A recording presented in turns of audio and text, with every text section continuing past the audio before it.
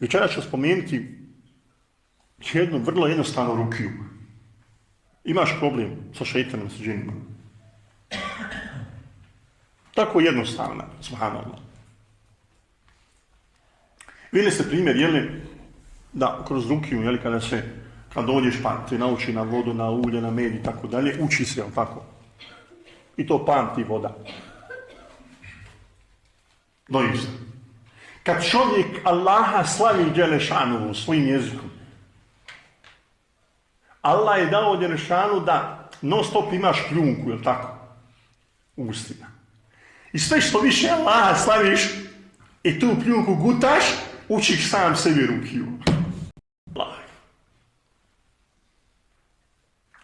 Kaže, Allah, bismillahirrahmanirrahim, Allahu akbar.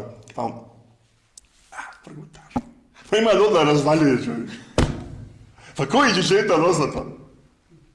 Ali ako dođe, a imam ovdje euro, imam ovdje, a vidi one kune šta radi, vidi ovo, eto ga hraniš ga, ba.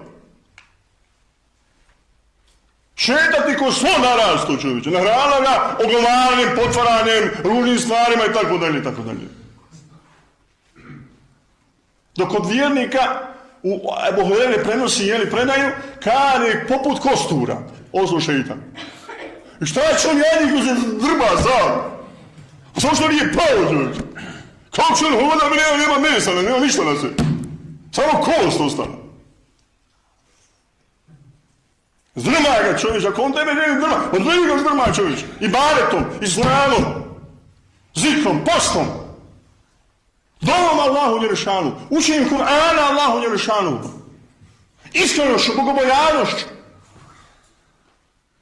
Eto ti lijeka, čovječe.